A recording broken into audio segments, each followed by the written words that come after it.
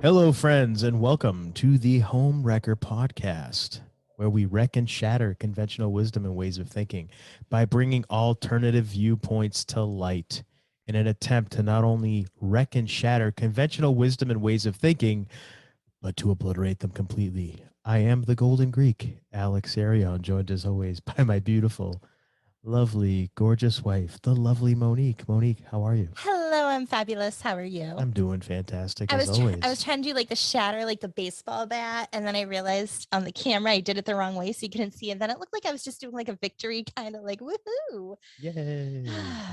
I Baseball try. bat for shatter? Yeah, you take like a baseball bat I and you suppose. shatter something or someone with it. Something or someone. Okay. Uh Sure, why huh. not? Yeah, I guess that works. Yeah. Why the hell not? Great. Well, we're recording here on a Friday evening, April the Woohoo. 29th. Yes. I figure we should start like doing that when we're doing our show so people maybe know when it was recorded, just because if we don't mention certain things or if we mention some things and I don't know. I just for posterity's sake Okay. or history's sake. You're like, I don't care. Whatever. Hi. You just do it. Whatever. As All right. you would bitch at me when I'd say stuff like that. You're taking the mystery out. Like people don't need to know that. That's true. Yeah. Yeah, that's fucking true. You You just know, pulled a me. you're right. You're totally right. I am. I would what a dick. I'm not gonna do that ever again. Never again. Never, Never again. ever, never, ever. You don't need to know when we recorded. We just recorded. There you go. It All could right. be a 1-year-old recording. It It could doesn't be. It matter. doesn't matter. It doesn't matter what you think. Sorry, I had to Wow. throw in a little rock there. Just Okay. for fun. So, anything new going on with you, my lady? We're still in the process of moving and everything, but is there anything else Yes. going on? I got to see one of my best friends since kindergarten That's last pretty night. cool. It was awesome. I love her and adore her, and I'm very thankful that we got that time together. That's fantastic. Mm-hmm. Very cool. Yeah. How about you? No, not a darn thing. Just packing, throwing things away, discovering things that I haven't looked at or seen in a really long time. Oh, that's where that went. Yeah. Yeah, no, that's it. Just getting ready for the move, which should be Yeah. happening imminently. One of the things I told you about was when I was younger, I would take money and hide it in pockets of like coats and pants and stuff. So that way, if it was something I didn't wear often, if I went to go wear, I'd be like, ooh, $20 or $10. So I had a coat that I've had for almost 20 years. And I figured it's about time to get rid of that. It doesn't really fit well and we'll get rid of it. But I had to check the pockets to make sure I didn't hide money in There there. you go. Yeah, gotta be careful of that kind of stuff, right? Yeah, but it was like a special surprise I leave for myself. There you go. And That's you were just cool. looking at me like, okay, when I told you about it. But Hey, it's we how I we all be. have our quirks. We all have our things that we do. For Yeah. me, I thought that was kind of weird, but hey, that's somebody else watching or listening might be like, yeah, I do that too. Why is he giving her a weird look? Why does he think that's weird? I do it too. Well, fuck me. I don't know. Jeez. All Lay right off, then. lay off everybody. Okay. And God. you? How about you? How Other about me? packing? You were saying packing, finding things, anything else? That's it. That's about it. Just getting ready for that kind of stuff. The move and life in the mountains. Life in the mountains. Cannot Can't wait. wait. Life is better in the mountains. It really is. So this week we are going to talk about the Flatwoods Monster, which is something that happened. A couple of sightings that occurred way back in the In the 50s. 1950s. Mm-hmm. So quite a while ago. Now, we mentioned in a previous episode, we went on vacation. We were in West Virginia, and it was actually our oldest son asking about the Flatwoods Monster, which is really cool because I wasn't familiar with it. So for our son to be asking about it, Yeah, it's always kind of cool when it's your really kids neat. start talking to you about stuff that Yeah. you're interested in, and it's not because of you, but just They find out on their they own. come to it independently. Yeah, Yeah. it's kind of cool. So we looked into it and we thought it'd be a fun little episode to talk about. Yeah. Mm-hmm. So why don't we get right to it? All right, I have my Shall we? notes. Okay. The Flatwoods Monster was made notable in Flatwoods, West Virginia, and the surrounding areas in Braxton County. On September 12th, 1952, Edward May, Freddie May, Neil Nunley, and Tommy Heyer were playing outside at Flatwoods Elementary School when they noticed a bright light moving across the sky. It appeared to crash into a hill on G. Bailey Fisher's farm. The boys ran to see what it was they saw in the sky. The Mays boys, their home was on the way, so they stopped there to tell their mother, Kathleen, what they had seen. Kathleen called on National Guardsman Eugene Lemon and the family dog Richie to accompany her and the boys to the crash site. So that's pretty smart. So they noticed a bright light moving across the sky, and then they said it looked like it crashed into a hill. Mm-hmm. Very interesting. Yeah. And I mean, it's pretty smart of them to one, get an adult, and for that adult to get another adult. Right. Now, was it when they said that it looked like it crashed? Was there any kind of detail as far as did they notice an explosion, fire, anything like that? I didn't read anything with that specific. It was just, it was moving across the sky. And then there was the hillside where the farm was, and it looked like it went right in there. Okay. So it looked like it went into the hill, not Yeah. like behind it or something. Yeah.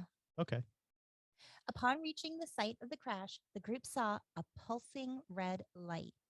Eugene Lemon shined his flashlight up the hill, and the group witnessed what they described as a 10-foot tall creature with a head shaped like a spade and what appeared to be a dark metal dress. The creature's hands were twisted and clawed, and what seemed to be its eyes glowed an eerie orange color. It appeared to float off the ground. A strange, sickening mist hung in the air.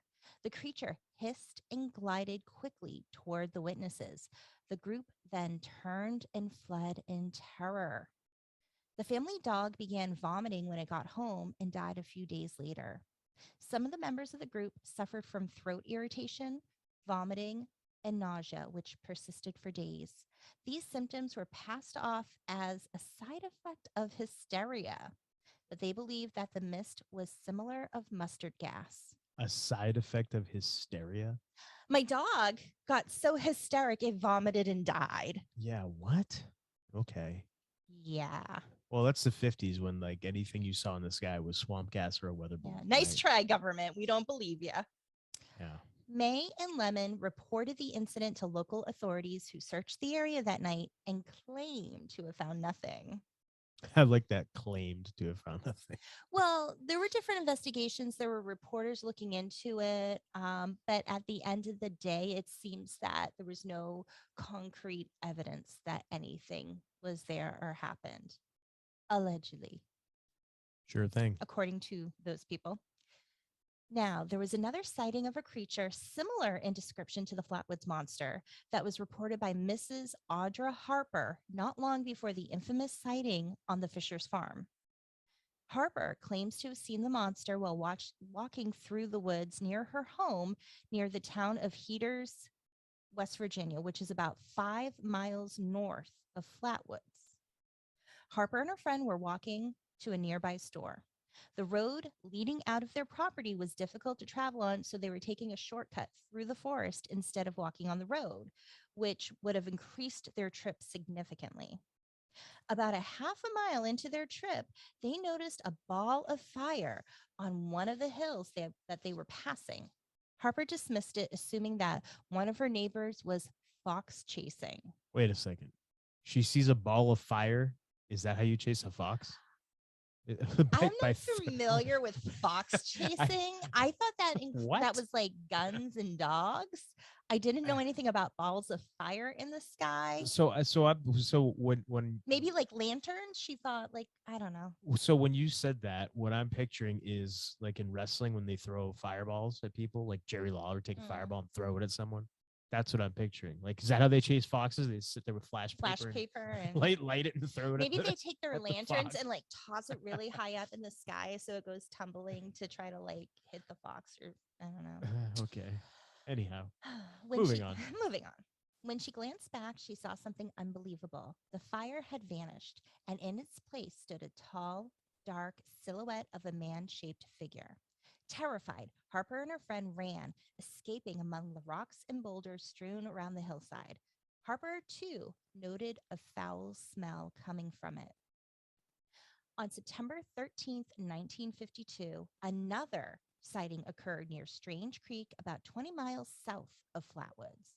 Reportedly, George and Edith Snitowski, Snetowski. thank you, and their 18-month-old were driving through the rural area between Clay and Braxton County on Route 4 when their car suddenly died. Mr. Snitowski apparently attempted to restart the car to no avail, and it was nighttime and the road was deserted. While the Snitowskis were trying to decide what to do, a foul, sulfurous smell filled the air and their baby began to cry. Did somebody fart? Possibly. Was the baby like have a dirty diaper maybe? Were there cows nearby? You know, that methane apparently is pretty potent. Okay. A strange bright light filled the darkness, and the couple witnessed a 10-foot tall creature hovering in front of the car. The description is similar to that of the original sighting, except the monster was not wearing what is presumed to be a spade shaped hood. Instead, its head was reportedly reptilian and bony. From the waist down, it was similar to the Flatwoods Monster, but from the waist up was more reptilian humanoid. This creature, thought to be the same creature sighted in Flatwoods, is also known as the Frametown Monster to many people. The creature dragged its lizard like hands across the hood of the car before drifting away into the woods. As soon as the monster was out of sight, the car restarted and the couple sped away. Snitowski would later give his account for Mail magazine in 1955. Male spelled M-A-L-E. I wonder what that magazine was all about. I did not look that up. I'm going to look that up when we're done All right. because that sounds awesome. There were no other accounts of the Flatwoods Monster since 1952. Yeah. So why don't we talk about this a little bit before we get into what it maybe could have been. 1952. Yes. So nothing since then. Nothing. Which is crazy to me. Which is why I have theories on this, because I have questions and I have theories. Because I look at this, there were only a limited number of sightings, and think about for the 3 groups who came forward, how many other people may have noticed something, encountered it in one way, maybe smelled something, but they never reported it. That typically tends to be, I guess, not the rule of thumb, but the popular belief is that if you have, say, 5 people say they saw something, you can usually multiply that by 10. So really 50 people saw it, but only 5 reported it. That tends to be typically how people, I forget what it, like the law of averages or whatever it's called. But typically that's how that is supposed to work if you believe that kind of stuff. So let's assume that yes, you had these 3 parties that came forward, gave their stories and everything, but maybe more people did see it. You would think that maybe some of these reports would come out after the fact, but none ever really did. But think about it, it was 1952. Yeah. A lot of people, there was a stigma back then. The UFO craze and the flying saucer craze and stuff, had that really, I know Kenneth Arnold saw the first flying saucer, I believe it was 47 or 48. So it was kind of just new. Yeah, so it was maybe newer, but there was a stigma about people speaking out about weird things. And if you have the government come out and say, no, we didn't find anything, the odds highly decrease. Okay, in terms of who's going to speak out and say, well, I saw it too. Yeah, I guess so. I think the thought back then was, okay, well, I'm going to leave it alone. I'm just trying to think if this was like, because this was before like Project Blue Book and all that, and when they started really ridiculing and having those kind of ridicule campaigns going against people. Like, it was still kind of. No, you're right. You're right. Taboo, I guess. Yeah, kind of. Yeah, you don't want to. Yeah, you don't want to put attention on yourself. Yeah, fair enough. Mhm. But now, oh, go ahead. Go No, I ahead. was just going to say, my question is, what is this thing? Is it an alien? Is it a cryptid? Or is it some kind of robotic thing, man made or even alien made? Is it a weapon? What is it? And I have some thoughts, but let's kind of get into discussion. Yeah, well, I know we watched a documentary, one of those small town monsters documentaries. I think Seth Breedlove is the producer of those, and it was fairly well done. It was short, brief. It was about 45 minutes long, and they had the maze actually talking about their encounter and everything. And something that stood out to me was they talked about how all of the media reports, the newspaper reports, and any account of their of what they witnessed and what they experienced, they said was all wrong. They said it was all wrong. It was all sensationalized, and in their view, it was to sell papers and to get people talking and that kind of thing. They thought that what they witnessed was a crashed government project, like a secret government project, and they said even at the time they thought that. As they aged, I mean, when the documentary I believe came out in 2019, and obviously they saw this when they were young boys in 1952, so they're older gentlemen now, and they said that even in their old age, as they've aged, they've never wavered from that thought, and that's something that they thought as young kids. Yeah. This is military. This is something having to do with the military.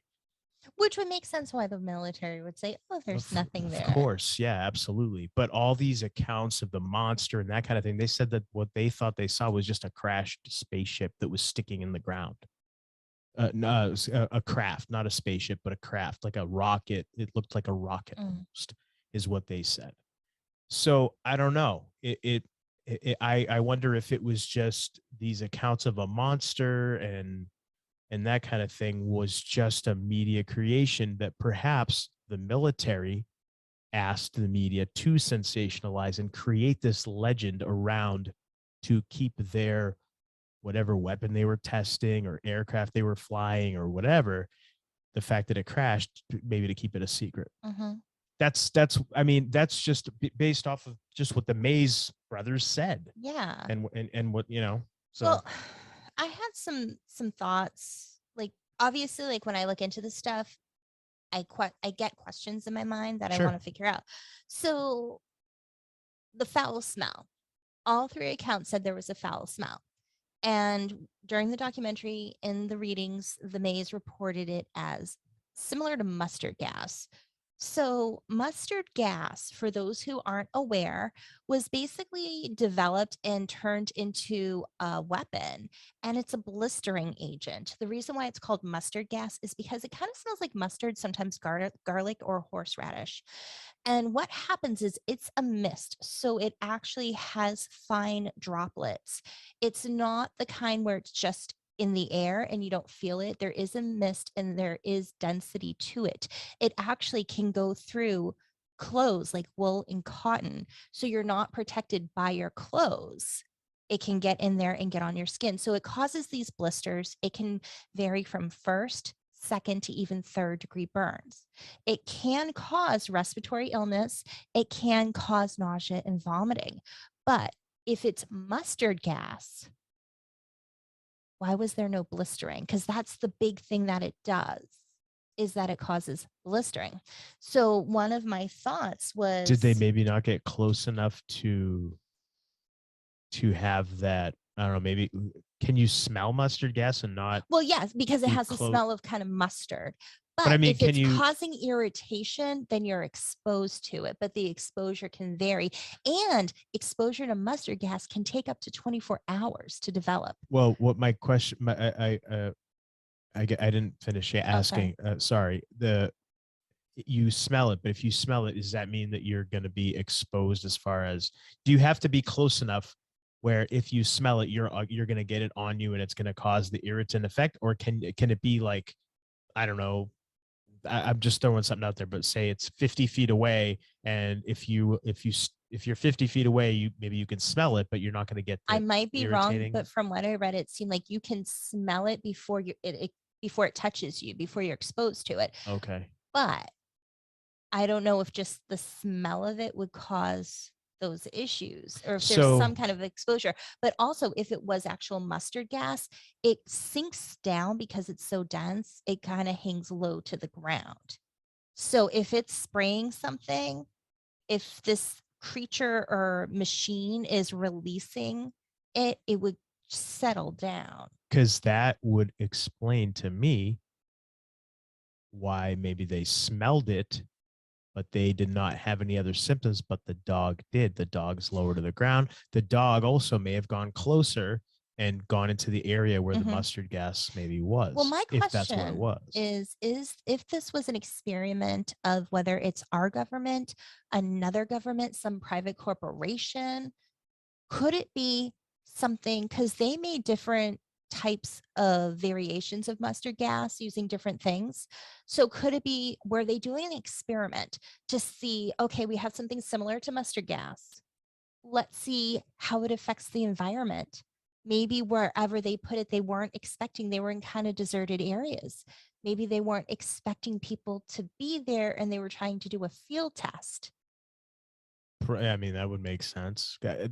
See, that's why again, a lot of these things I always go back to some kind of clandestine Mhm. experiment, or yeah, that's what I think. I mean, that makes sense to me, but that doesn't explain the other sightings. I mean, we could Yeah. say the maze because they themselves said that they Mhm. think that that's what it But they said was. like the Snitowski said it was a sulfur like smell, and sulfur is one of the elements of mustard gas.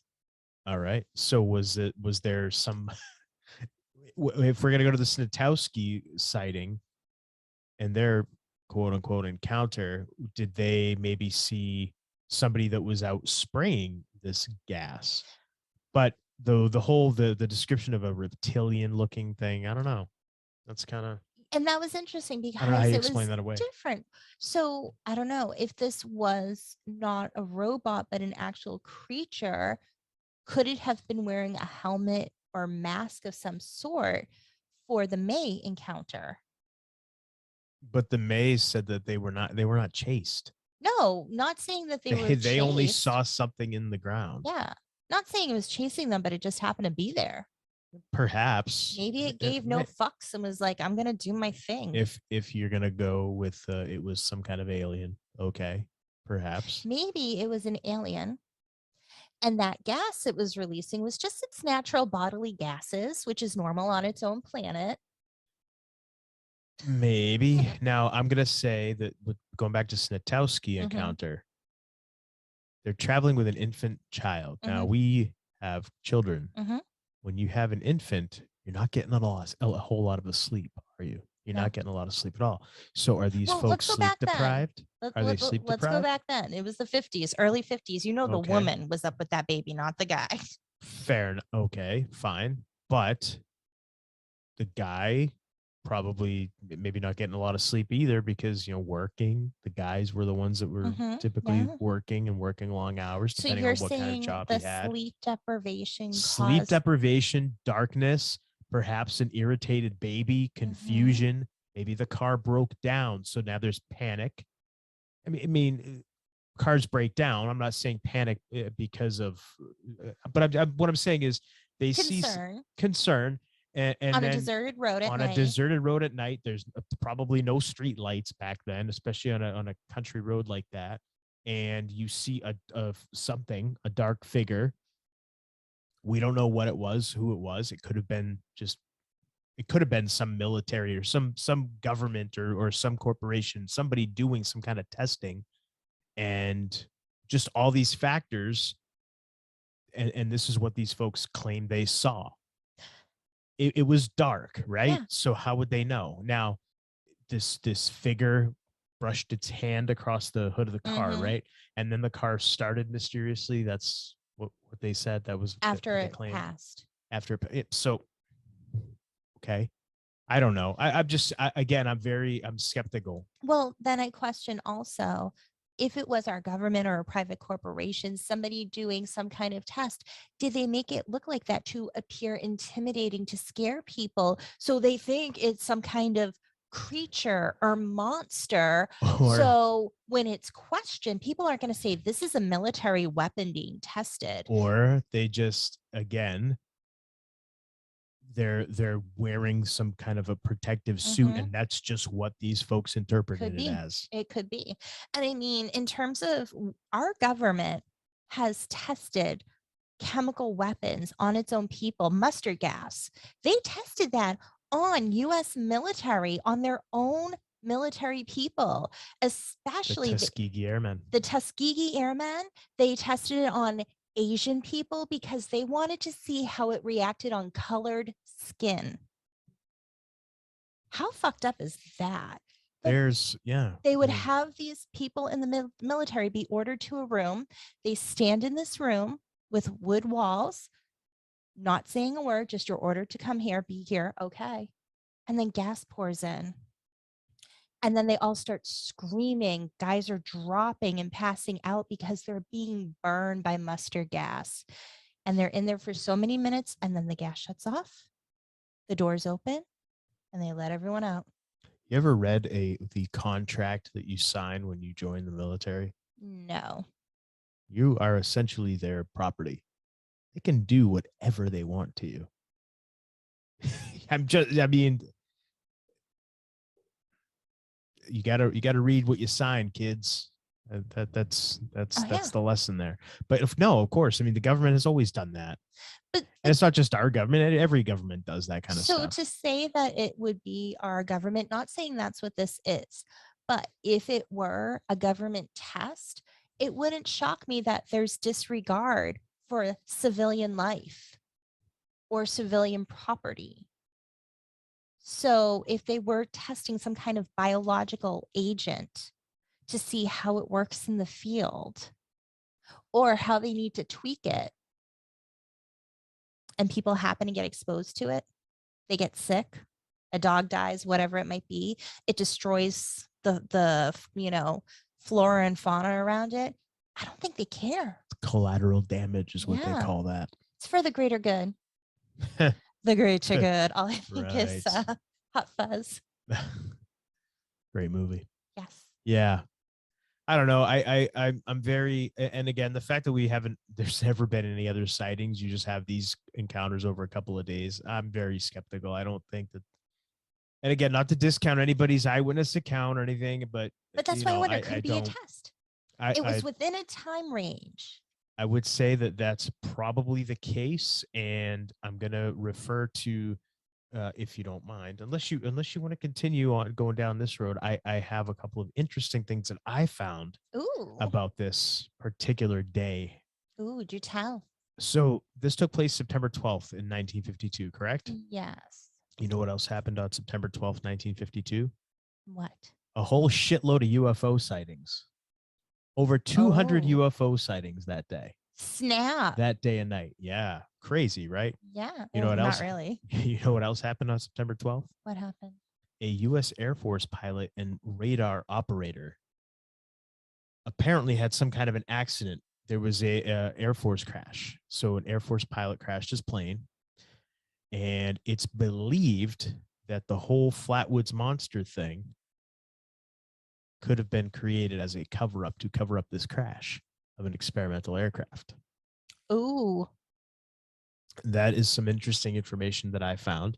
There's a book that was written. It was extensively researched. I cannot speak to its veracity or anything like that because I haven't read it, but I did find it and I do want to read it because it looks very interesting. And it's called The Braxton County Monster, the cover up of the Flatwoods Monster Revealed. And it's by Frank C. Ficino Jr. It looks fascinating, and he has all kinds of, it's 378 pages. It's illustrated because he has over 200 illustrations and graphs and things to back up his claim that that's what this whole thing was. It was a big cover up. Wouldn't shock me. No, exactly. And when I saw that and I came across that and I started to read a little bit about it, and I started to read a couple of little excerpts from it, I said, okay, this makes sense. What time of day did that accident happen? That I don't have that knowledge. Because I'm curious, because if it happened earlier in the day, that might give them time to make a plan and do something. But that no, I believe it may maybe what that thing was that they saw it in was the the actual sky was the accident. actual accident. But again, over 200 UFO sightings. So was this Air Force was this Air Force jet circling and maybe trying to figure out what's going on in the skies? Mm-hmm. Were the 200 UFO sightings separate UFO Were they running sightings? drills? Was it experimental aircraft that people were spotting and seeing? What was all that? But The Air Force or whoever the military is like, okay, we have 200 different crafts, or we have all these crafts. We're gonna, try them all out today. Well, I don't think that. I think the 200 UFO sightings It's just multiple is sightings. just It could be the multiple same sightings thing. of the same thing. Yeah, That's or a few my. different things. That's what I would think. But that's why I said when I found that book, I said, "Oh man, this looks cool." I love that kind of stuff, and especially something like that where this guy he wrote this book after researching this topic for over 20 years. Wow. So this guy did his fucking homework. Yeah. So yeah, I want to check it out for sure. But I thought that was very interesting, and to me, that seems like the most plausible thing, especially now, so many years later, and knowing what we know and what we've learned about what the military, what the government is willing to do in order to do what they do. And that like we said, collateral damage. They don't care who they hurt, they don't care who they harm, as long as it's for the greater good. The greater good. There you have it. So I don't know. I thought that was fascinating though when I found that. But that's really interesting. And I didn't tell you about it ahead of time. No, you didn't. Just because I wanted to get your reaction to it. It's interesting, but it's not shocking. No, not at all. So, not at all. Yeah. The Flatwoods Monster. Yeah. So do you have any other thoughts about this? Well, I never really knew much about it because I'd heard of it and I'd seen pictures of it and everything. It's got that iconic picture with the spade. It looks like like a lot of the illustrations that you've seen of it. It almost looks like it's the way I saw it. It almost looked like the spade is kind of like a big, like a headdress kind of thing, like almost like the Undertaker when he one of his WrestleMania entrances, he had like this huge robe and it had that spade. It's almost like a hood thing that doesn't cover your head. It kind of just goes like straight up behind you. I don't know what it's called. I don't know what it's called either, but that's kind of what I thought it looked like. Like, okay, somebody just wearing one of these weird, like when you have like a cape kind of thing, like and a cape with like a big thing coming up the back. Yeah. And that's what I thought it perhaps was. That's what it looked like to me when time I'd see the illustrations. But I never really, I never looked into it because I just thought, okay, big deal. And you didn't really hear much about it. It's not as big as like say Mothman or Bigfoot. It's not one of those like. And I think because the sightings were so limited, whereas Mothman had way more sightings. Right. Exactly. And even in current times recently have had more sightings. Sure. This had 3 reported sightings. Right. And that's the thing. And again, 2 of the sightings were younger people, right? Kids. And then you had a family, the husband, wife, and the infant child, who obviously didn't know what was going on. But or did they? But again, yeah, it's just kind of one of those where, yeah, it wasn't really widely reported, but it became a thing of legend. And again, that's mostly due to the media blowing the story up. So, and remember back then, that's where people got their news. It was the 50s. I think TV, it's not like there was a TV in everybody's home. The TV was like a new medium, a new thing. Most people, if they wanted to see pictures, they'd go to the movie theater. And that's where a lot of people get their news. Right, exactly. And or from the newspaper. So yeah, I don't know. I think that's why I never really looked into it too much until now, because it just never really caught my interest. But now, knowing what I know, I'm like, oh, it seems like something more down my alley now, because it's like I like this cover up stuff, and I like getting to the truth and the real story behind things. Well, this triggered for me an interest in wanting to know more about the different agents that were used in terms of chemical and biological warfare. So when you think about mustard gas, Agent Orange, sarin gas, all these different things that our government has used on other people, it really sparked a curiosity in terms of what brought that about. Because with mustard gas, apparently when it was first developed, it wasn't a weapon. And the first two series of people working on it never reported any irritation. It wasn't until I believe it was like the third person working on the formula, I guess, tried to taste it or had somebody taste it, and that's where irritation Oh, jeez. developed. Wow. Let's drop it on the tongue. So But was that's it, sorry, was it begun? Did they develop it initially as it a wasn't chemical developed as a agent? weapon. It was something somebody just was working in a lab creating. What And they were creating for what purpose though? Do you know to I what don't end? know. It was Okay. just Was it like, hey, we're people gonna making create something? shit. We're gonna create something that smells like mustard just because we like Hey, the smell of let's put these mustard? Like chemicals together and see what it does. okay. Yeah. So, Wow. mm. So it got me interested. So that's something that I would like to look into more when we have some time, because the mustard gas was, that itself was fascinating, and learning how they tested. There are all these articles I read. There was, a veteran who his arm, a picture is all scarred, and he carried a jar of his flaked skin to show people, like, the government did this to me. This is real. My skin literally flaked off. I lost my skin. I mean, Well, you mentioned Agent Orange a minute mhm. ago. I mean, that my uncle was exposed to My that, dad was exposed to that. and he died of cancer And when the from essentially, a lot of his health issues came from that. Yeah. And I know a lot of people went to the VA, they went to the government saying this caused issues with my health. It caused issues with my children's health. And they didn't give a fuck. No, I don't care. Nope. Especially if it, like I said, if it happened while you were in the military, oh well, Mhm. you signed that paper. You're their You know property. They what's can do whatever they interesting? want to you. I'm not their property. So if you're a child affected by Agent Orange, you're not the government. You didn't sign that paper. So can you go after them? I'm sure you could, but I'm sure that there's also statute of limitations with a lot of things as well. Yeah. I don't know. It just it irks me. Like we were talking about the whole chemical weapons and that kind of Yeah. thing, and I was just you were telling me some of these stories the other day, and I was just like, it gets me angry and it gets me upset that there's like But it sick should. people out there that just that's their job to create this shit, But and it then they should know make that they're people creating it angry. to use on other people. Well, a It's lot of just times sick there are fucks. people who they're not creating it to use on people. They're just seeing, what does this do? And then they realize, oh, okay. And then the government gets its hands in it, or private corporations. So it's not always these sinister motives with everybody, but people should get upset. They should see that these governments are hurting their own people. They're hurting other people with this, and it's fucked up. And people need to speak up, and they need to stand up and say, cut the shit. But Well, most people want their superhero person to do that and fix everything, forgetting that we all have to stand together. So yeah, but I want to do more research on all that stuff, because it's just made me more and more curious about it. yeah. I mean, for sure. I want to There's learn.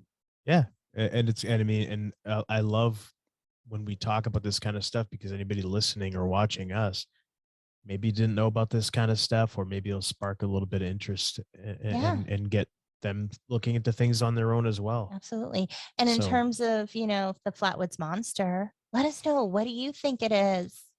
yeah, do you think it was a real reptilian, Mm. an alien, or was it just some Is it a cryptid? crashed military aircraft and Is it a maybe chemical agent, a warfare agent? Is it like a military weapon? what A cover is up? it? It's it. What is Sorry, it? little faith, no more there It's for it. you. What is it? Yeah. So let us know.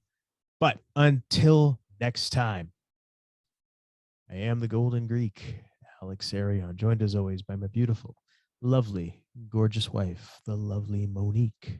And you've been listening to the Homewrecker podcast. We love hearing from and interacting with our hearers and watchers. Feel free to reach out to us on Twitter. At Homewrecker Pod. You can also visit our website, homewreckerpodcast.com. where you can check out past episodes and pick up some Homewrecker Podcast gear from our online store. Also, if you haven't already, please hit the subscribe or follow button wherever you're hearing or watching our show. That way you can be notified whenever a new episode drops. We're on all major podcasting platforms, and you can check out the video versions of our show at YouTube and Brighteon. You can also find Monique in a few places online as well.